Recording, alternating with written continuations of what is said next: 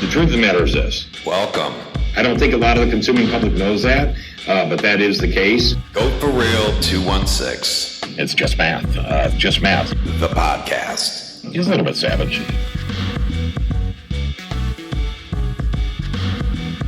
All right, like Michael Jordan. I don't know what year it was, but we're back. We're back again. Here we are. Back again. We're here again. Yep. I'm happy to be back. Me too. It's always lovely to see you, Shawn. It's good to see you too. And I'm in a little bit of a mood, but we'll get to that. All right. Well, it is episode 8, and we would like to thank our sponsor for this week, which is White House Pallets. We'll tell you a little bit more about them later, but thanks to them. Yeah. I'm in a little bit of a mood. I don't know. I'm sure people out there can relate, no matter what, line of work you're in, or what you do for a living, or whatever, what you used to do. Yeah, I think I'm struggling with, there's a little bit of an identity crisis. Okay. People that are out there, I'm sure there's people that are going to relate, but I not that, we're on the same level, but it's almost like a professional athlete who retires. So, selling the dealership, my routine every day was, very routine oriented. Get up, get ready, start getting kind of amped up for the day, play my music, all this good stuff, and, head to the dealership and, get into the excitement of, we're going to sell some cars today. We're going to sell some cars, make some people happy, that whole thing. And, it's been a month for me now. And I don't know, I'm feeling a little depressed. Yeah. Well, especially, I know what it's like to work at a car dealership. The energy is always just so high. When you go from that every single day to just none at all, it does kind of energy drain you. I experienced that too, when I left the dealership. You're right. It's because I think you nailed it. It's because the energy level is so high at a dealership, and my position in the dealership was to create that energy, and to sort of manufacture that culture, and I have some things in the works. I have some things that I'm going to be doing. But that all takes time. You still have to live right now. Yeah, and I almost feel like a part of me's missing, not being in the dealership every day. And it's so it kind of, I don't know. It is. It's like a little bit of a, it's like for people out there, you have a normal job, whatever, you go to your 9 to 5, and then, for whatever reason, let's say you quit that job, or, you're taking another, I don't know. I guess there's my sister said it, there's a reset that goes on, whew, you know what I mean? And then you start to almost miss whatever craziness it was that you were used to, that you thought you hated so much. Right. It's like it's like that toxic relationship, Kind of a little bit, yeah. Do you know what I'm saying? Yeah. It's so toxic, you can't wait to get out. And then when they're gone, you miss it. You know what I mean? And I think that's what I'm going through right now. A little bit of that, there's a piece of me that I'm 25 years, that I'm very used to, every day, and it's gone right now. It's not gonna be gone forever, but it's gone right now, and I'm feeling it. Right. It's just well, what do I do with all of this energy I used to channel? I could do all of these things, but I don't know which one's correct. Right. I don't know where to put all of this energy. So then it just depresses you. Yeah, I don't, and I don't want, don't shut us off because I said the word depressed. Nobody wants to hear the word depressed. It's not that. It's a little bit, just a little bit lost, wandering a little bit. And people out there have to understand what I'm talking about. They're like I said, you leave a job, you can't wait to leave the job, whatever, or the industry, whatever it is. And then, that happens, and it's you just kind of miss it all of a sudden. And so I thought I couldn't wait to get out of the dealership, I was dying to get out, and we sold it, and I was happy about it. And I'm still happy. It was the right thing to do. But it's just a big question of what do I do now? It just lingers, and you don't exactly know the answer. Right. And, here, it's fine. It's going to be fine. I know that I have some things that I'm working on that are going to pan out to be very fruitful, I believe, but also very, fun and, energy based and in the car business. And so I'll get it back. But right now I'm just like a little bit kind of, and I think it's because, like you said, I'm not getting up every day, going to the dealership and creating that energy and having that energy. Right. And I feel like that is, I don't know, it's like creating a hole. Yeah. Does that make sense? No, it 100% does. I don't know. I didn't think that I would ever experience it because I couldn't wait, to be, to do something different. You know what I mean? And to, change my everyday routine for sure. But, just, like this stuff. I love doing this stuff. This stuff's great. I mean, this and social media, it's all great. But even that, like a little bit, the identity crisis, I'm going to call it, is sort of even impacting that a little bit. Like, it's just, I don't know. I'm in this weird spot, but because you don't have your regular normal day. So now, since you don't have your normal day, how do I work around everything else I used to do on top of that? And it's right. like, It's almost like maybe I don't have enough to do. I mean, that could be it. Like if I was getting up every day and going and running the dealership or whatever, and just the excitement of, dealing with people and employees and all that and your friends and the relationships that you get there. And, I miss it. Mm-hmm. I mean, you don't talk, once you leave a job, you stay in touch with some people for sure. One or two at most, though. Right. But it's not like you thought it was going to be. Like, oh, bro, we're still going to talk every day. Bro, yeah, we're still going to go out and, do this. Like, no, you're not. No, you're not. You're not. And eventually, a lot of them, you won't talk at all ever again. No, I know. And, like, it's odd. It's odd. So, a little bit of the, I guess, for those of you out there that can relate, a little bit of the, I don't know what I would call it, but a little identity crisis. Like, like again, I've said professional athlete, he is defined by, listen, let's face it, most men are defined by what they do for a living. That's true. I mean, we're very much career based. That's how we identify ourselves. Mm-hmm. Successful at our career. You know what I mean? Just the whole thing. If a guy is successful and he's making money and he's doing great at his job, that guy's in a good space. You know what I mean? Even if some other stuff goes wrong, as long as he's got that constant, he's good. He'll get through it. But you take that away, like these athletes, you hear about these stories, these guys, they leave the league, the NFL or NBA or whatever it is, and you would imagine that they're going to just move on and be happy. Mm-hmm. But when it comes down to it, they miss it so much. Because their identity's gone now. They don't know what to do with themselves. Mm-hmm. Like people look at them a certain way because of it. People talk to maybe even like their wife, or family acted or towards them in a certain way because of their status as an athlete or whatever. Not that, being a car dealership owner or general manager or whatever is anywhere near that kind of status.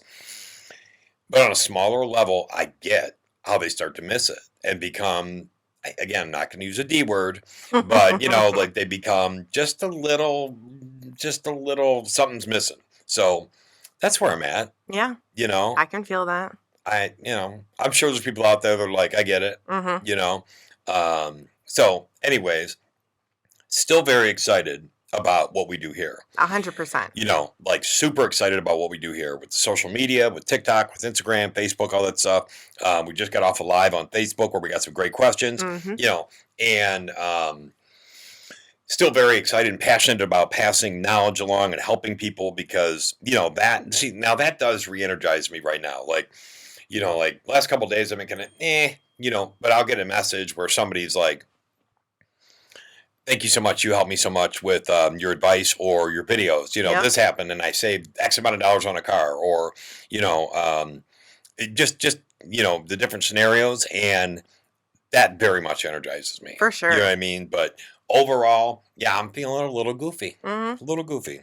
It's all right. After we take a break, we'll get into some news and some questions, and I think we'll both get a nice perk of energy. Yeah. So no, and that's cool. After the break, we'll come back. We'll answer some questions. We got some news that I want to go over.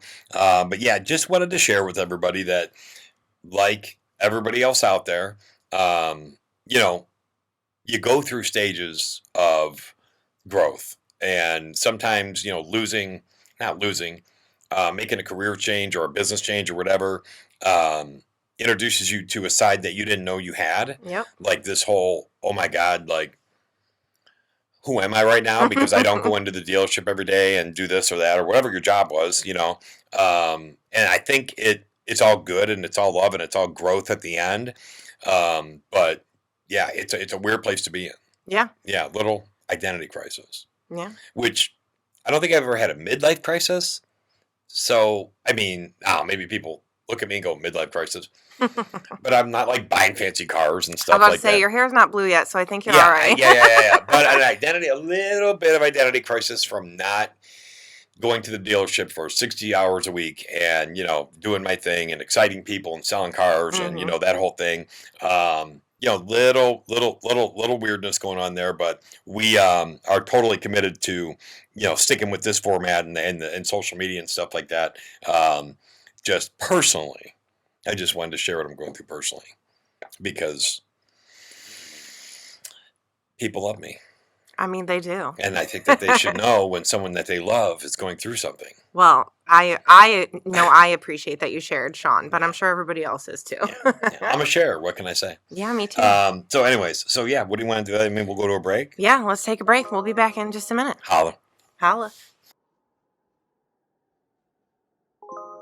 So I want to take a second to thank White House Pallets, whitehousepallets.com. The owner, Desiree, has donated various items to this podcast, the goatforreal216 podcast. I want to take a minute to tell you about White House Pallets. It's WHITEHAUS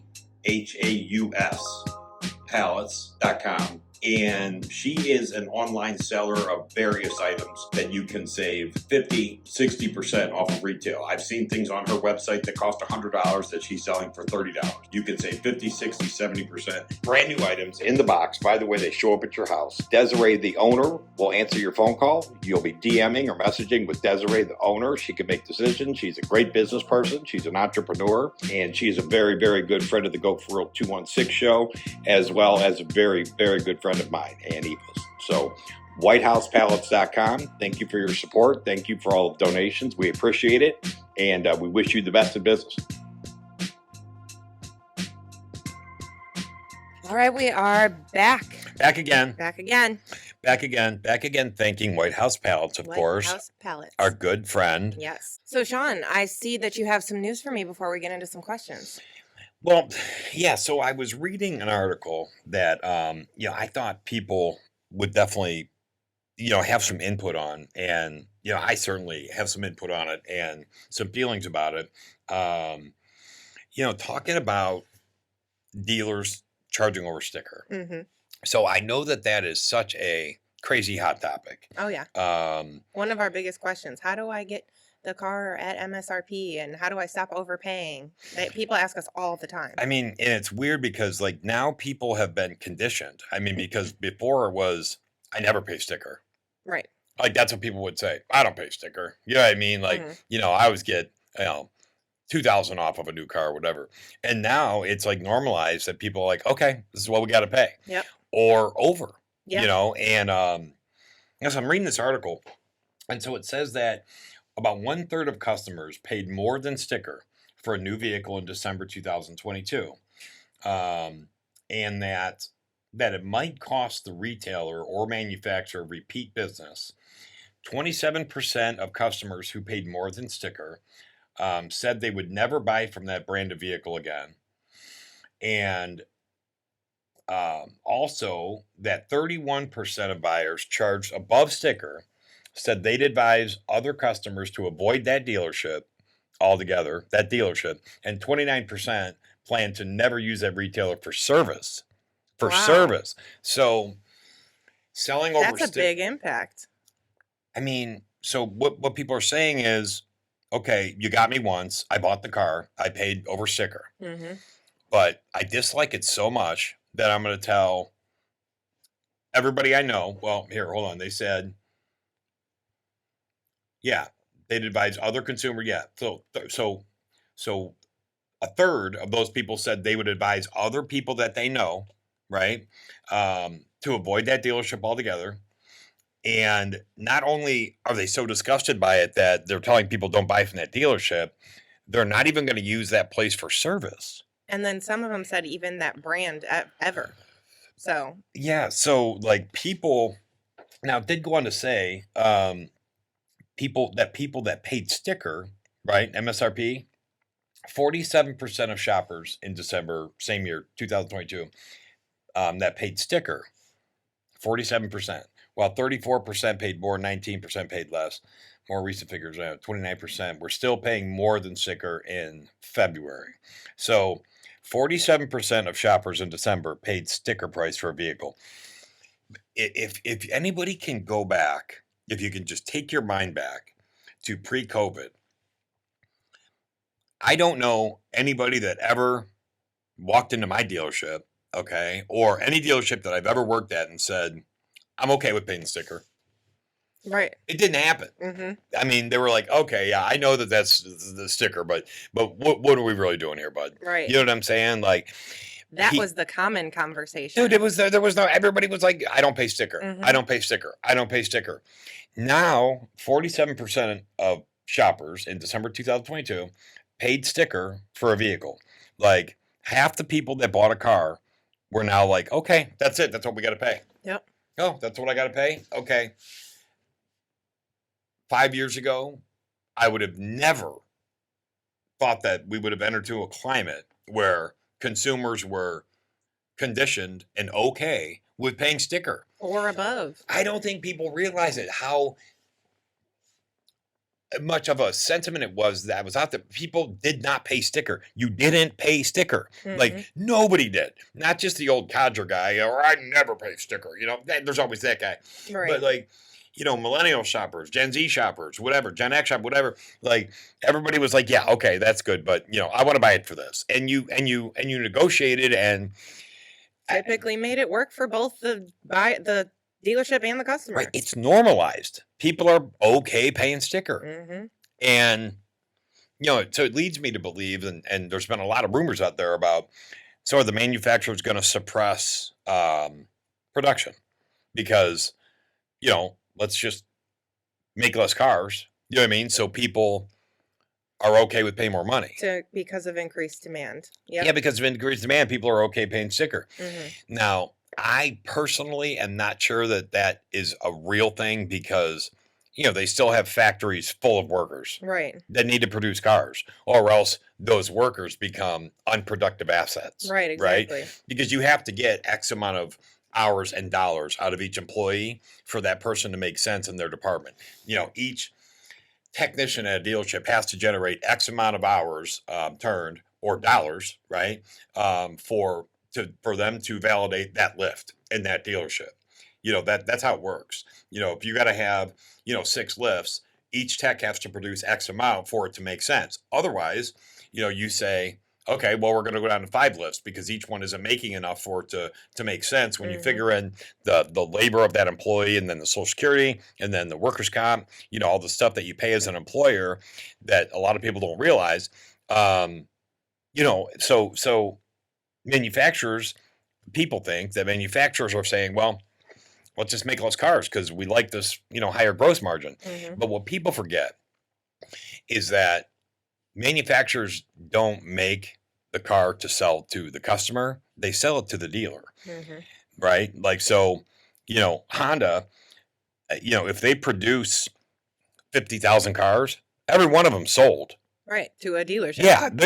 For them, it's sold. Mm-hmm. It's sold the moment it comes off, you know, the belt, you know, the moment it comes off the assembly line, Mm-hmm. it's sold to a dealer. And, you know, Honda calls and says, for instance, Honda will call and say, this is your allocation. This is how many cars you're getting. You don't really get to say no. Right. No, we don't want those cars. Because then what Honda says, and I'm using Honda as an example, it's all of them. Oh, okay, you're turning that inventory? Great, no problem. You know what I mean? Then they let your inventory whittle down. And then when you need cars, they say, oh, well, you know, Joe took those last 50, you know, last month. So we got to take care of him. So, you know, so they kind of spank you on the wrist until you get back in line. Yep. That's what the manufacturers do. You know, they jam inventory down your throat, whether you need it or not. And it's your job to get rid of it. And to them, it's sold. They've made, be very clear, when the car comes off the line, it gets on a truck to go to a dealership, it's sold to that manufacturer. They've made their money already. The only money that gets made after that is the dealership. So the manufacturer makes, they make their money. So if they want to jam cars down dealers' throat and overload guys with inventory, that's what they're going to do. And they're going to say, well, figure it out. Sell better. Advertise more. You know what I mean? So I don't know that they'll ever suppress inventory, like a lot of people think. Minimizing production and ththings like that. Yeah, I just don't know. And again, like I said, you got, hundreds of thousands of employees, workers, automotive workers that, count on having production in order to validate, their space or their job, let's just say. So I don't know if that's really a thing. I mean, I could see how it would make sense in the big scheme of things and why people would think that that's going to happen on a wide level. But I don't really see it. And, because manufacturers, they have board members, they have investors, they have guys that want to sell X amount of cars. Again, the car is sold when it goes to the dealer. Yep. So, the board members aren't going to sit there and go, oh, okay, you want to produce, a million, or 100,000 less cars this year. So we're going to sell 100,000 less cars. Well, what's that do to our bottom line? Like, I mean, so I don't know that that's a real thing where board members and investors and vice presidents and presidents, CEOs, and these guys that make millions of bucks a year willingly walking into making less money. Yeah, because again, the money isn't made when it goes to the consumer; it's made when it goes to the dealer. So, yeah, is the manufacturer going to sell less, make less cars? I don't think so. And then if you play it a step farther, so let's say one manufacturer says, "Okay, we're going to make less cars." The other manufacturer is going to go, "Oh, market share. Oh, I heard Honda's going to make less cars. Toyota's going to say, let's make more. Right. Let's grab their market." If they're making less cars, okay, so now they're harder to get. Maybe people have to wait, or there's not as many trim levels. Let's amp it up. Let's take their market share. And that is exactly what manufacturers would do. Right. If they sense that one guy's, going down, suppressing it, they're going to, one of them for sure is going to start it all and say, oh, there's blood in the water. All right. Yeah, we're going to make more. Let's get more market share, right? Because the long-term ramifications of that is I get more market share. Yes, I'm making less per car now, but I get service forever or however long they own the car. Yep. And that's where the real money's at, is the long-term relationship in the service department. So I don't know if that's going to be a real thing or not. So, but the article, I thought was super interesting to be normalized now to paying sticker, and people are conditioned, half of them are okay with it. And I'm sorry, 30% are paying more. Right. So what is that? That's 70%, 75%. Yeah. 70% of the people are okay with paying sticker or more now. Listen, I don't know how to say this any way that's going to come off as nice. So the consumers, you might not like me right now. It's your fault. Don't buy the car. Right. Just stop buying cars. And we say this all the time. Shop around. Don't just settle. Stop buying cars. Stop paying over. Stop. If you stop, they'll stop. But, people get mad. Oh, we're selling over sticker. Dude, don't buy it. Right. Stop complaining. Drive your trade-in for another year. Oh, you don't want to? Oh, because your buddy got a car? Oh, because the wife's, the wife's pinochle, partner, or whatever, got one. So now she wants one to keep up with the Joneses. Oh, just don't buy the car, big boy. Right. You know what I mean? I mean, if you want something to stop participating in it. You know what I mean? So, I get a lot of that stuff on my social. Meanwhile, you're paying over. Buddy, nobody's got a gun to your head. Right. Don't buy the car. Yep. You know what I mean? But, grown adult, drive your 2000 Malibu for another year. Well, might not last another year. Drive your 2015 Honda or whatever. You know what I mean?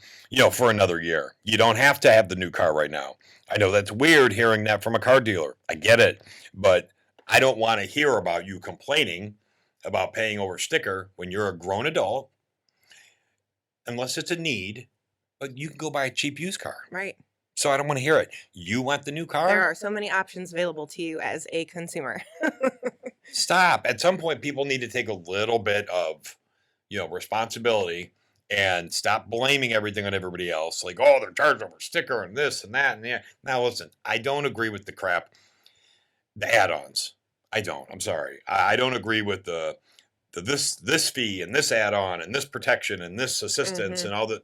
Look, I don't agree with that. That's all optional stuff. But again, say no. Say no. Dude, people get on there and like, well, I went to the dealer and I paid this and then they threw this on and I said, first of all, hang on a second. You're not 9 years old. A, you can read. B, God willing, you can walk, right? Read the paperwork. If you don't like what it says, get up and walk away. And don't sign it because that's your choice. And if you do read it, stay, sign it, and drive out in the car, I don't want to hear it. Yep.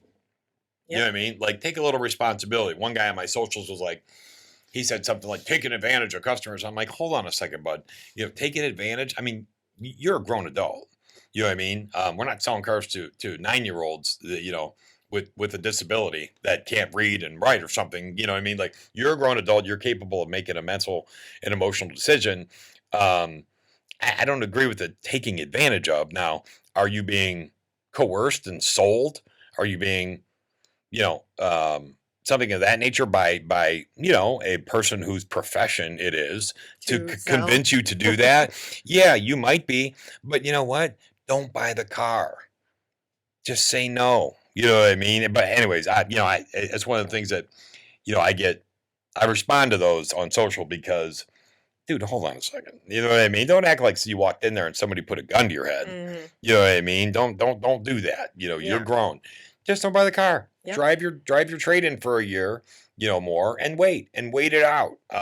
Shop around, find the one that fits for you. Yeah, and if you do buy it, I don't want to hear you complain. Yep. And nobody's slipping anything by you with fees. You can sit there as long as you want in that finance office and read the paperwork. Mm-hmm. So, that's my story. And I'm, clearly sticking to it. But I do feel that way. Right. Okay. Well, that was definitely an interesting piece of information. So yeah, we did do a live before the podcast today. I pulled a couple questions from a couple different platforms. Yeah. So let's jump right into it. We're going to go with Facebook first. That's where we were live. Yep. Justin Russell asks, we just paid off one of our cars. How long before they actually report on your credit? Or can we show proof that it's paid off when we purchase a new one? Or do lenders need it to show on your credit report?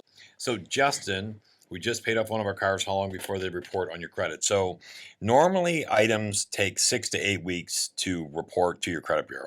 So sometimes it's faster. It depends on the agency, how quick they're reporting it or whatever.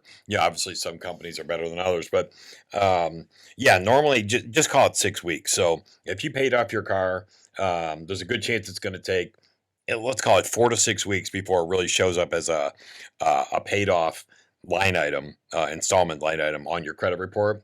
You can't, yes, but you can have proof of that it's paid off. So when you go to, let's say he says, or can we show it's paid off when we purchase a new one? Yeah. So, or do lenders need to show it? Yeah. So you can bring in, so when you make your last payment on the car, Justin, you can go into your online account and look and see it's got a zero balance in there. You print that out. They're going to call and see if there's a payoff anyway. So if you say, hey, it was financed through, Bank of America, but I made my last payment, they're going to call Bank of America anyways to see if it's truly paid off, because if it's not, they're going to have a balance there that they got to pay out of the deal. So they want to verify that. So no, if it's paid off, just because it doesn't show on your credit report right now, that's not going to hold you back as far as getting the full, tax credit on the car or whatever, or trade credit on the new car.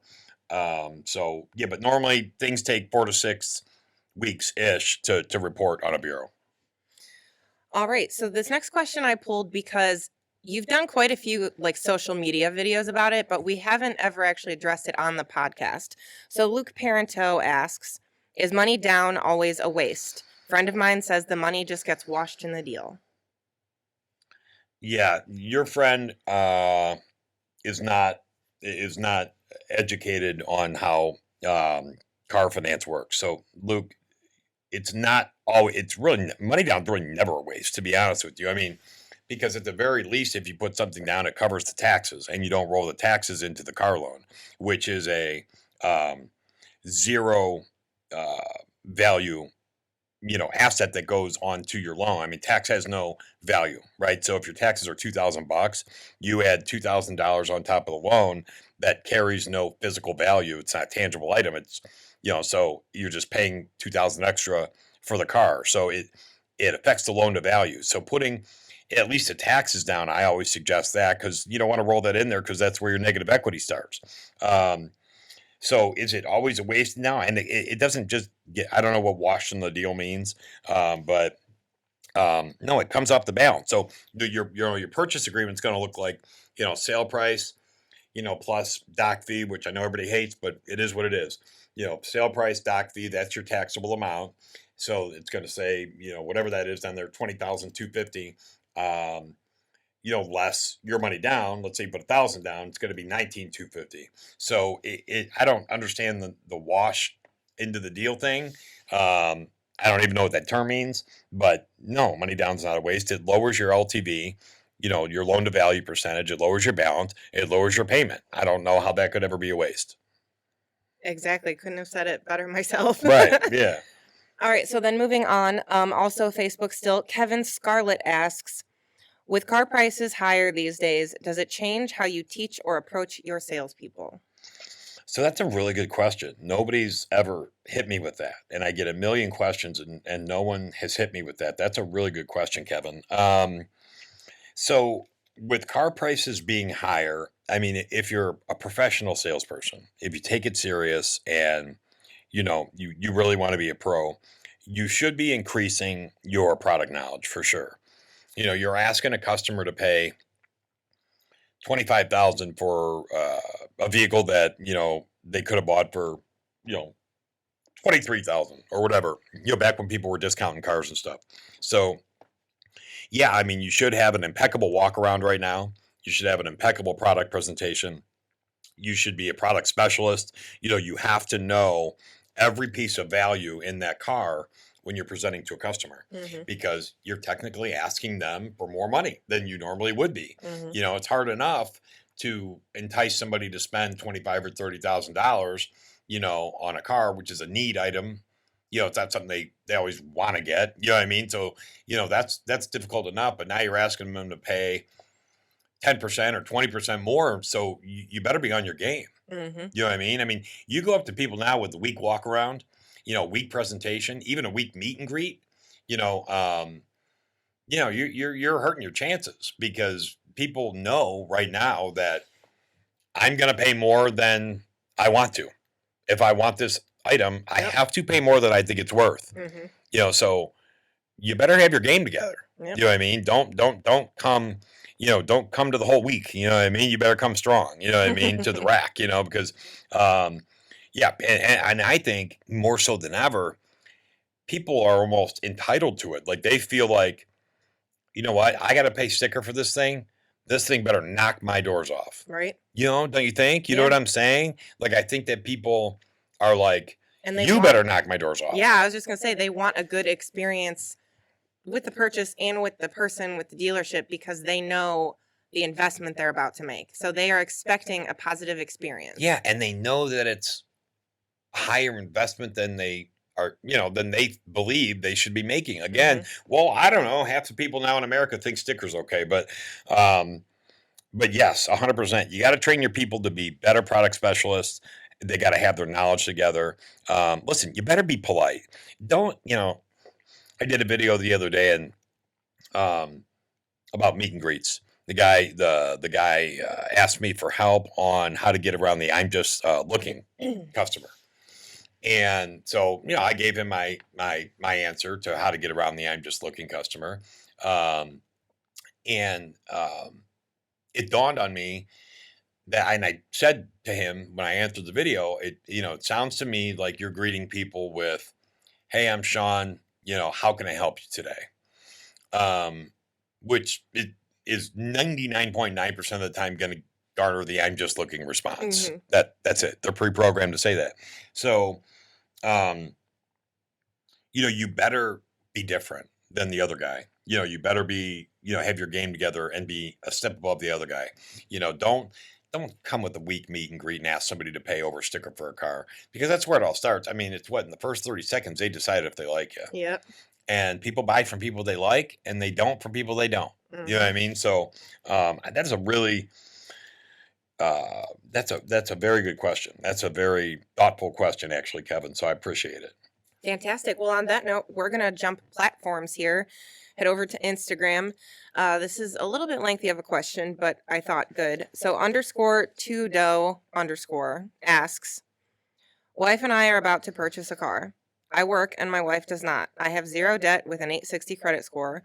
Wife does not work and also has a really great credit score, but has a mortgage under her name. Would adding her to the car loan, so both of our names be on it, make us have higher interest on the note?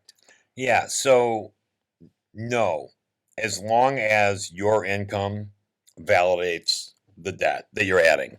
First of all, I want to say thank you, Tudo, for saying you have an 860 credit score, because I'm so tired of people saying, oh, 850 is the highest. 850 is the highest. Dude, that was like 10 years ago. It goes up. You can go up to 900 now. I've seen 892 credit scores. So for all those people out there that still think 850 is the highest, you know, because they're like, oh, you're lying. Your score can't be that. 850 is the highest. Bro, catch up. Yeah, I mean, so anyways, but to answer your question, no, as long as her score is similar to your, I mean, it doesn't even have to be 860. I mean, even if it's 750 or above, she's still a tier 1. So no, adding her is not going to, that's not going to hurt your rate just because she doesn't have income.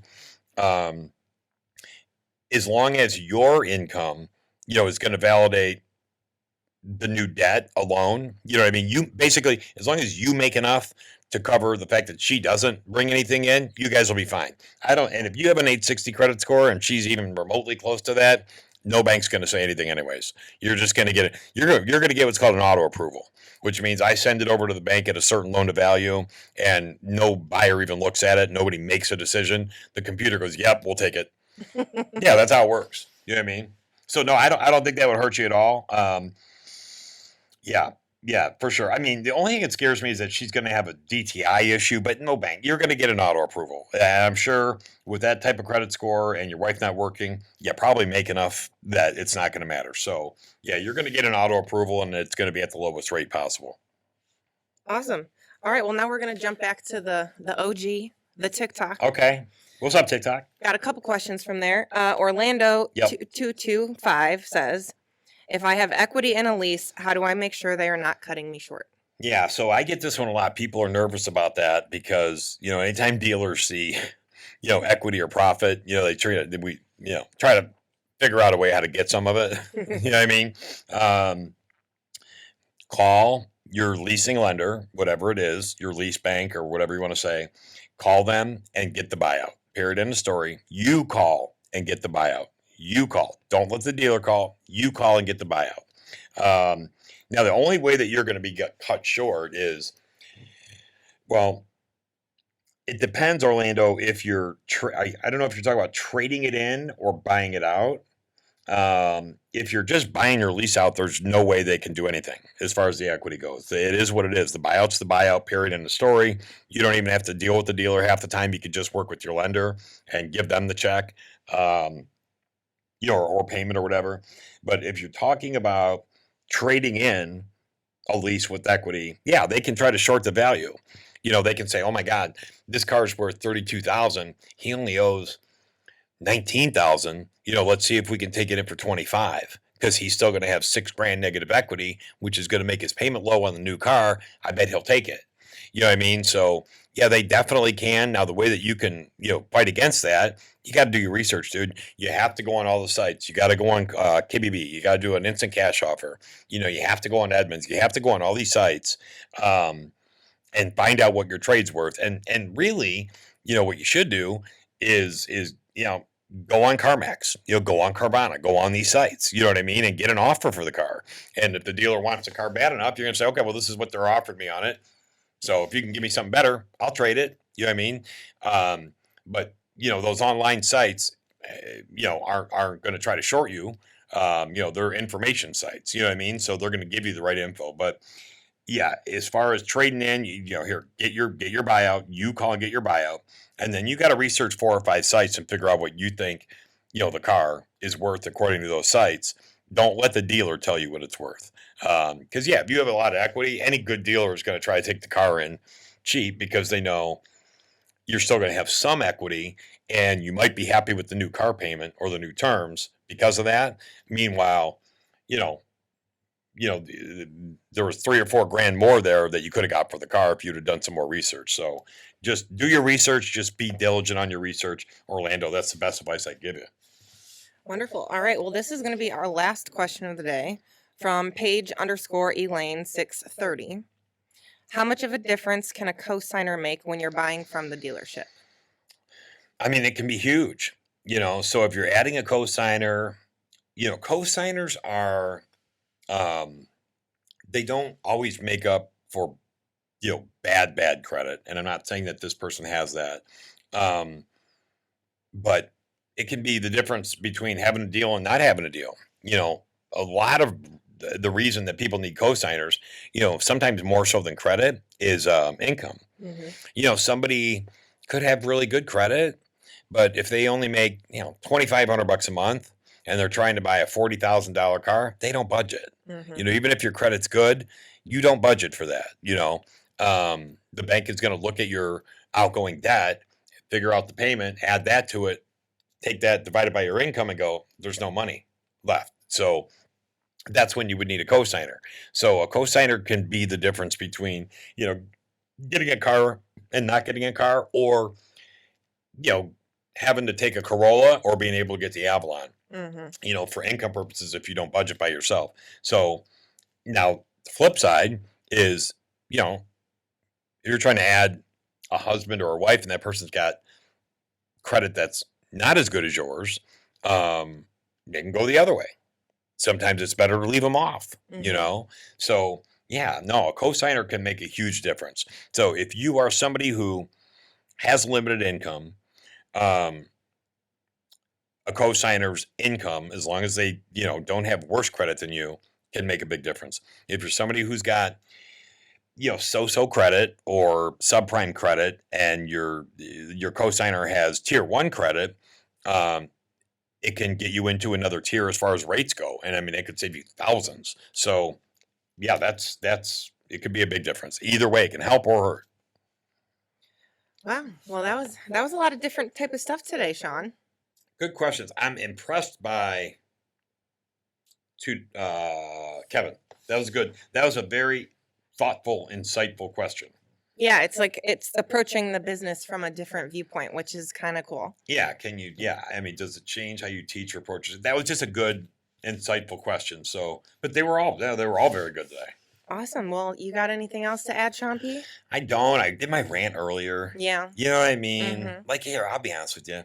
I want to do it again, but I think it's just, listen. So I watch this. I'll close it with this. So obviously, I watch a lot of TikTok. And so there's a TikTok of Tom Hanks, and he's in a room with Shia LaBeouf, Jamie Foxx, Robert De Niro,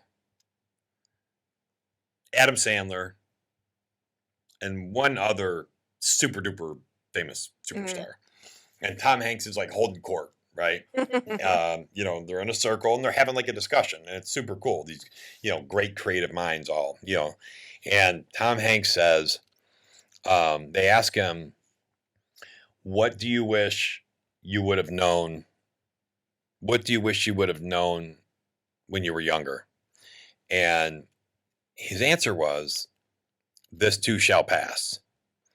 And somebody asks him, like, well, what do you mean? Explain that, And so he says, well, have you ever thought like no one understands you, and you don't know what your place on this planet is, and you don't know why this person's mad at you or hates you, or, this, that, and the other? This too shall pass, right? Because it's temporary. But then he goes, now, and this is where it clicked for all the other people. Ever think you know all the answers? Ever think you got it all figured out? Ever think you're on top of the world and that everybody loves you? this too shall pass. And that has always, that they, if you think about that, it's great. It's so true. Like, so, right now. That's a very humbling viewpoint. It is, honestly. Dude. Isn't that cool? Yeah. Like, Tom Hanks is the man. He is. I mean, I know, cool. Well, supposedly he got, he was on some weird lists and stuff. I don't know. I don't keep up with that stuff too much, but in my opinion, I mean, that was super insightful, because we've all been where I'm at and where you're either at or have coming out of right now, where, I don't know, like nothing's bad, but like me, I don't feel like I'm connecting with people. I don't feel like I'm doing this right or that right. This too shall pass. And I know it will. And on the flip side, you know what I mean? When you're, everything's great. You know what I mean? We're rocking and rolling in a dealership, for instance, selling tons and tons of cars, and we're number one at this, number one at that. Guess what? This too shall pass. Yeah. And so as crazy as it sounds, that TikTok has been at work on my brain. Wow. And, this is going to pass. And it could be tomorrow. Yeah, I could wake up tomorrow with a new vigor for life, but, the identity crisis is real. If you're out there and you're changing careers, listen, I'm even like, you're changing, it could even apply to like your relationship. Or your location, like anything. Yeah, I mean, any like big change that's happening. Yeah. So, but it's temporary. This too shall pass. And if you're up on the top of the mountain right now, this too shall pass. So I think it's better to just kind of stay level and just understand that and follow Tom Hanks' advice, which I'm going to do. I will as well. Yeah, let's follow Tom Hanks' advice. All right. He's had some pretty good advice. If you think, his movies, like, you know what I mean? So good. I don't know what the one was with the volleyball. Castaway. What's his name? Wilson. Yeah. Oh my God, that's awesome. So, anyways, but that's it. That's where I'm at with all that. But yeah, that's good. Good questions. Thank you. Fantastic. Well, one last thank you to our sponsor this week, White House Pallets. Yeah. And on that note, I will see you next week, Shawn P. Holla. Bye, baby. Hey, Goat Army. Thank you so much for listening. We really, really appreciate all the support. And we would like to thank our sponsor for this week's episode. Your support means a ton. Now, you can find me across all social media at goatforreal216. Facebook, Instagram, TikTok, and YouTube. For additional info, you can check out my bio page, www.goatforreal216.info. Now, when you go to those socials, please do me a quick favor. Make sure you hit the like, follow, and subscribe buttons. And you can find me across all social media at Evolutionary Productions, including Facebook, Instagram, and TikTok. For additional info, you can check out www.evolutionaryproductions.com or www.evabrettrager.com. And just like Shawn P said, please make sure to like, follow, and subscribe. Yeah, leave us ratings, reviews on your preferred streaming platforms. And listen, guys, please be honest. Listen, this podcast is not going to be effective if we don't reach the right audience and you don't tell us what it is you want from our content. Be honest, please. And subscribe there as well. Additionally, for exclusive content, be sure to join us on Patreon, which gives you access to our secret Discord. We love secrets. Yes, we do. Holler. The Goat for Real 216 podcast is produced by Goat for Real 216 and Evolutionary Productions. Copyright 2023, all rights reserved. No part of this podcast can be reused or reproduced without written express consent from all parties.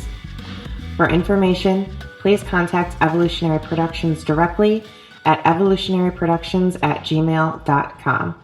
Holla!